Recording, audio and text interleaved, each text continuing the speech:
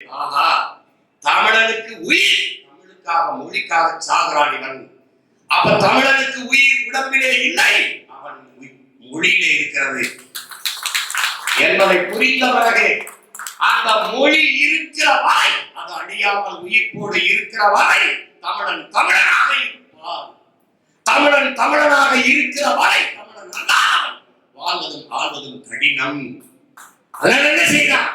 எங்கும் தமிழ், எதிலும் தமிழ், வீழ்வது நாமாக இருந்தாலும் வாழ்வது தமிழாக இருக்கட்டும். இந்த முழக்கங்களை முன்வைக்கிறான். எதுவும் புதிதில்லை, நம் முன்னவர்கள் வைத்தது.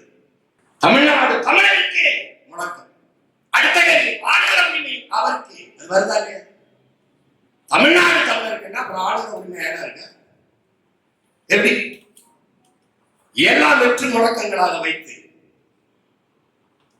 ஒரு இடத்தில் கூட தமிழ் இல்லாமல் ஒழித்து பயிற்று மொழியாக, பாட மொழியாக, பண்பாட்டு மொழியாக, வழிபாட்டு மொழியாக, வழக்காட்டு மொழியாக, எங்கும் தமிழ் இல்லாத ஒழித்து